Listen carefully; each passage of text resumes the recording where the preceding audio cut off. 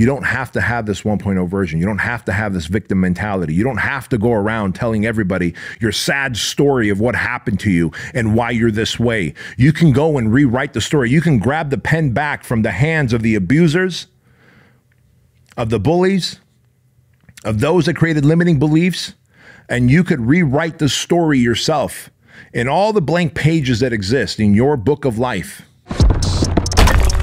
Welcome to the Bedros Keuilian Show. Guys, I was the king of dating crazy chicks. In fact, I was the king of dating crazy chicks. I was the king of self-sabotaging my work. I got fired from more jobs than I wish to admit.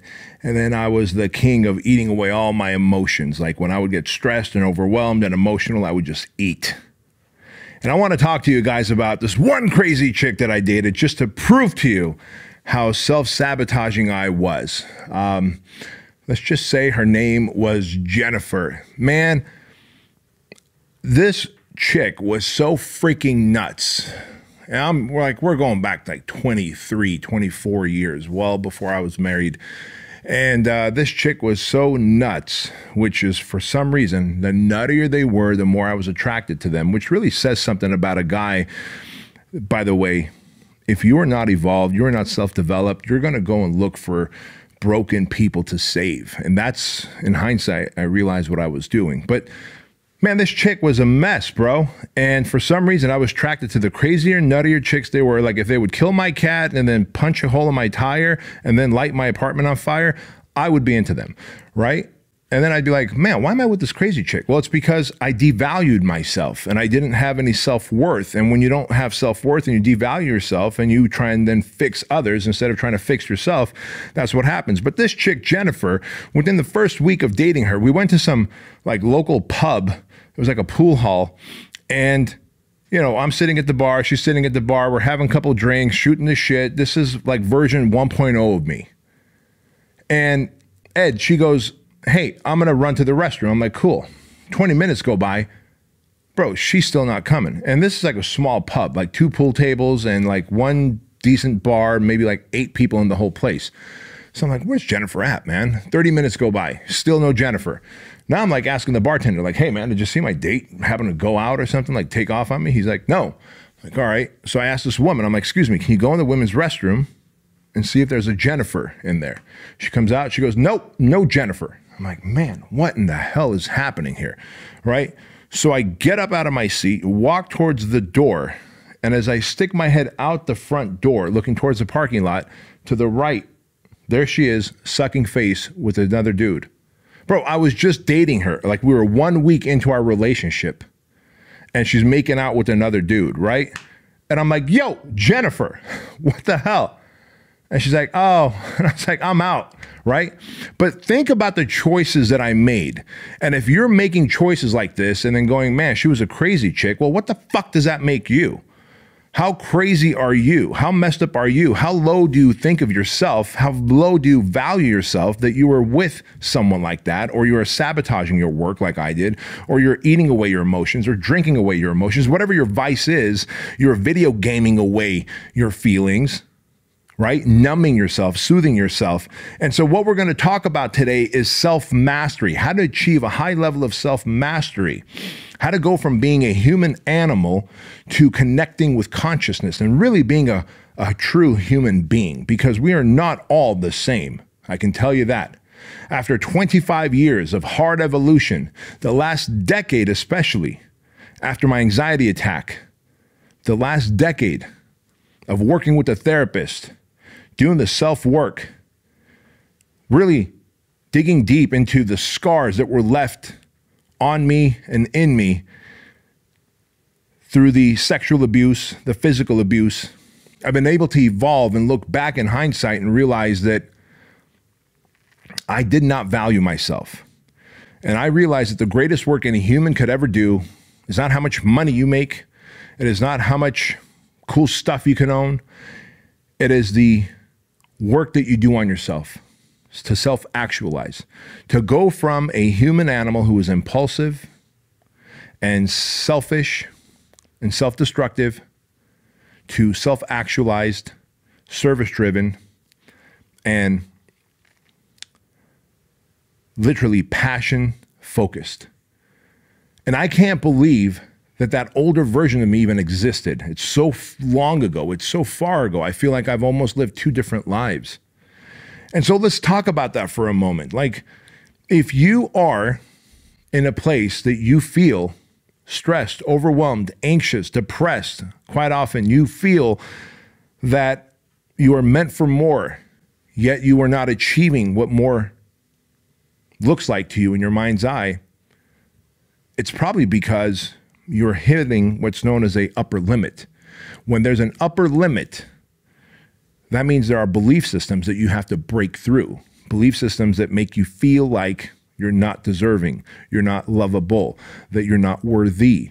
And if you feel like you're not deserving, you're not lovable, you're not worthy of success and happiness and abundance, financial freedom, a great relationship, a fit body, then why would you ever achieve it, right? So it is important to break through those limits. And I'm here to tell you that the reason that most people quit and never finish what they started is because they continually stack L's instead of W's.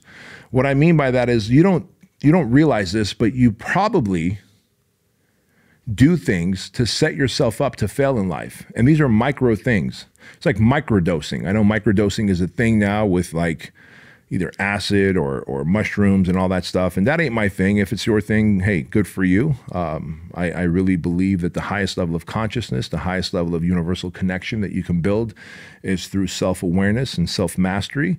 I think it is a false experience when you do it through drugs, alcohol, or anything that alters your state. But that's a discussion for another day, and I'm not looking to have that discussion. But if you want to have that discussion in the comment section, hey, be my guest. But I can tell you that if you set the intention to wake up at a certain time, and so therefore you set your alarm clock to wake up at a certain time, and then you hit that snooze button, what did you do? You stacked the L. And I get it, man. What's the big deal? I just hit the snooze button, right? There's a lot of big deal to that, because you told your subconscious mind that you will take 10, 12, 15 more minutes of mediocre sleep instead of getting up and dominating your life, doing what God or the universe has planned for your purpose, right? And therefore, throughout the whole day, you're going to subconsciously feel that pain gnawing away at you, that you broke a promise to yourself. And when you break a promise to yourself, you begin to erode your confidence. So think about this. If you think that you're meant for big goals and big dreams, and you're meant to have big things, and you're meant to change lots of lives and impact and inspire people, well, you probably need a lot of confidence. I don't think someone who stacks L's is a confident person. If you're always stacking losses, hitting the snooze button, saying you're going to go work out and you don't, saying you're going to eat clean and you don't, saying you're going to read a few pages out of a book and you don't, saying that you're going to call a friend because you haven't talked to them for a while and you don't, and all those things seem small and trivial until they add up over days, weeks, months, and years, and you have hardened your subconscious into knowing that you are an imposter, that you are not a promise keeper. And therefore, your reputation with yourself erodes. Your reputation with yourself, as it turns out, is your confidence, right? And so if your confidence is low, how in the world are you going to make a lot of money, impact a lot of people, influence people, inspire people, have a lot of meaning, fulfillment, happiness? You're not. Instead, you're going to be suffering in silence, white-knuckling through life, anxious, depressed, and finding different addictions, vices, alcohol, infidelity, strip clubs, pornography to fill in the gap so that you can shield and soothe, to keep you from thinking about what you ought to be doing, and therefore you lean into the vices. Like for me, it was food. Every time I didn't want to think about what I should be doing, I would lean into food because I would get that dopamine hit, and then I go like, man, here I am in the fitness industry, but I'm fat and I'm not congruent to what I teach my clients. Therefore, I feel like an imposter. Therefore, I don't have a good reputation with myself. So then what's my confidence like? Horrible, right? And I don't want that for you. And so I want to let you know that most people, they do set low expectations for themselves, and then they meet them. Like the most damaging thing you could do is set low expectations for yourself and meet those low expectations. And people set those low expectations for themselves because they somehow got used to accepting average or mediocre as the standard. That should not be the standard for your life. Like, you deserve more. You are meant for more. You are not here as an accident. You know, you feel the gnawing of greatness within you, that I'm supposed to do more. You know you're different than all your friends and the people that you hang out with. You know that you are here to help people, to serve people. But each time you ignore that calling, each time you are incongruent with your purpose, you begin to shield and soothe through vices, addictions, food, drugs, alcohol, whatever it might be, video games, binge watching television. So I'm here to tell you what would happen if you set high expectations for yourself. What would happen if you actually set higher standards for yourself? What would happen if you disconnected from people who are crop dusters and only hung out with fighter jets? In my book, Man Up, I talk about how there's two types of people in this world: crop dusters and fighter jets. Fighter jets are people who are driven by purpose, who lead themselves through discipline, focus, and consistency. And then crop dusters are people who are impulsive. Crop dusters are people who are emotional. Crop dusters are people who have vices and addictions that control them instead of them controlling the outcome of their lives. And what would happen if you just disconnected from the crop dusters in your life and actually leaned into higher standards, higher expectations? And then you started surrounding yourself with people who are of higher standards and higher expectations. Because rising tides lift all ships, right? I don't want to be the smartest person in the room. I don't want to be the strongest person in the room. I don't want to be the most self-developed person in the room.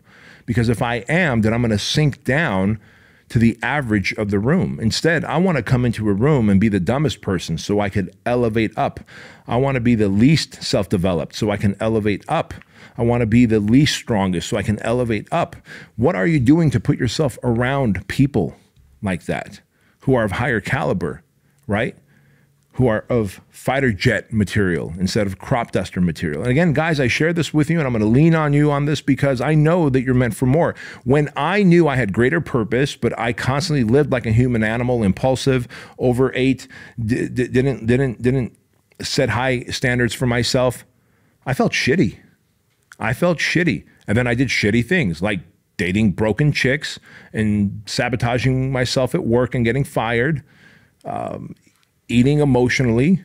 Like, that's literally slow suicide as far as I'm concerned. Like, if you know you're meant for more, you're meant to inspire, you're meant to have greater income, impact, influence, you're meant to be able to be an orator, you want to start your own YouTube channel, you want to start your own podcast, you want to start your own business, you want to start donating to your church and your charity that you believe in, but you're not, and you're dragging your feet on it. Every day that you drag your feet, your subconscious mind begins to punish you through anxiety, depression, overwhelm, all those things that you are feeling, that you are medicating yourself through video games and overeating and smoking weed and television and pornography, strip clubs, alcohol. I don't know. All those things are designed to shield you. You do that so you could shield yourself from feeling your calling. But how long are you going to do that? Because when you sober up, what do you feel? Regret. You feel worse. You don't feel better. No one wakes up after a night of heavy smoking and video gaming and eating like a fucking animal. You don't wake up the next morning and go, man, I feel good about myself. You don't. You don't. You know when I feel best about myself?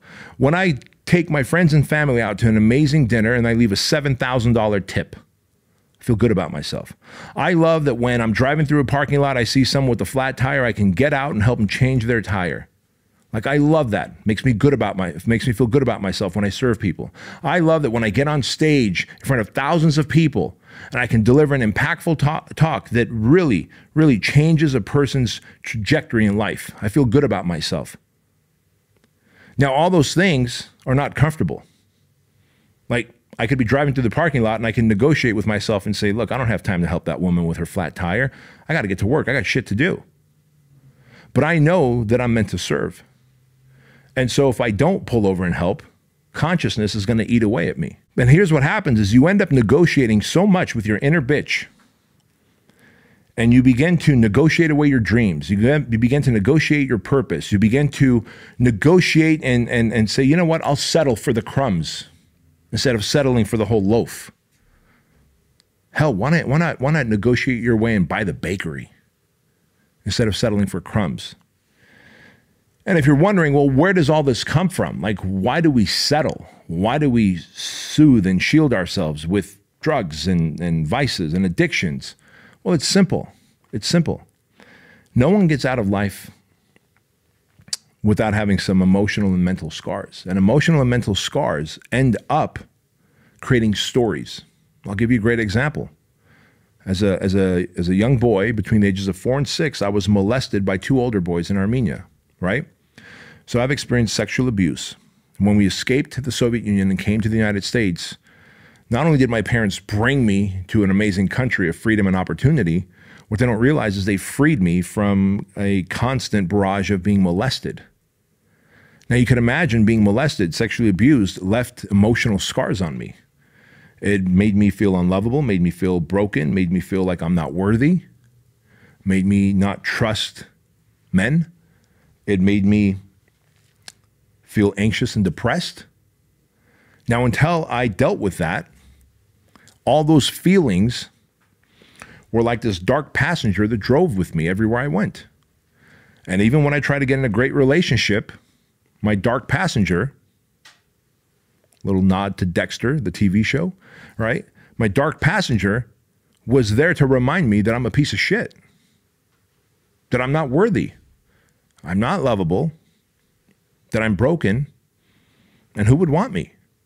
So if that's your inner dialogue because you've dealt with sexual abuse, physical abuse, mental abuse, maybe you were bullied, I don't know what your situation was, but I can tell you that most of us, in fact, studies show that 1 out of every 3 people have had some kind of mental, physical, sexual abuse. And that abuse begins to cause these stories that you create in your head. And these are all stories that are inaccurate. They are false narratives. It's like you're wearing a false mask. They create insecurities in you. And you operate from a place of storytelling instead of reality. So what are the stories that you're telling yourself, my friends? What are the stories? Is it because you were a fat kid and they called you gordito? I had a Mexican friend when I lived in one of the Section 8 housings. They call him gordito, right? I think in Spanish it means like little fatty.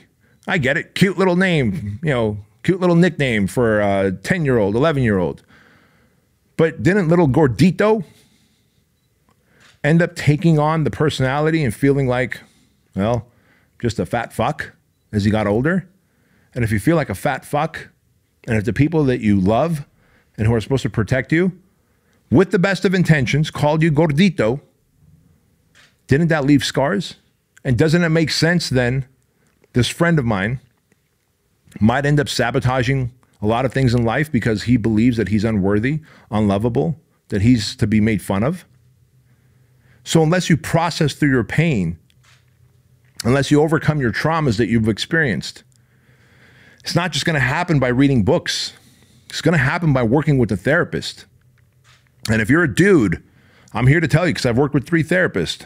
My third and final therapist was the one, Kevin Downing in Brea, California. I'm here to tell you that if you're a dude, you got to work with the male therapist. And you got to work with one that's got some experience, who's dealt with people like you.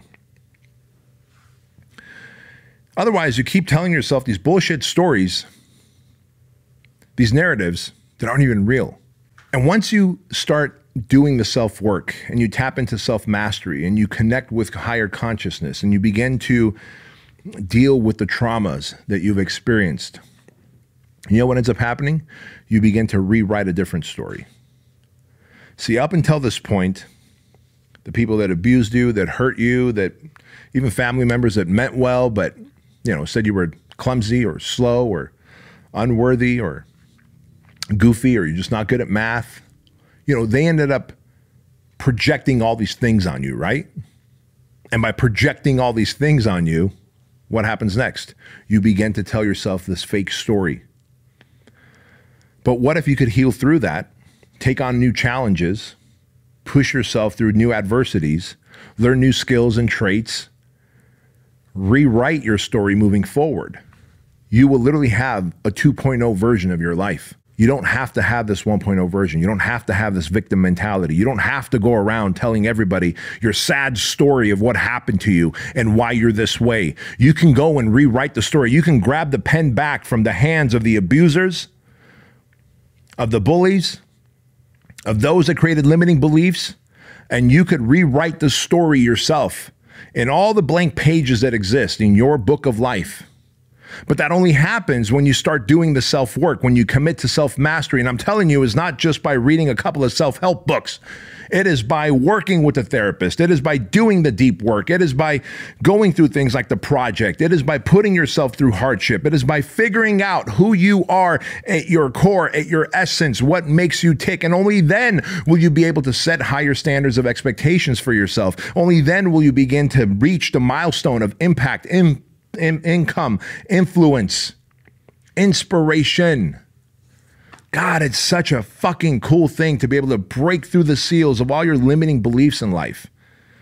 But I'm here to tell you that your past is not your future. It's not.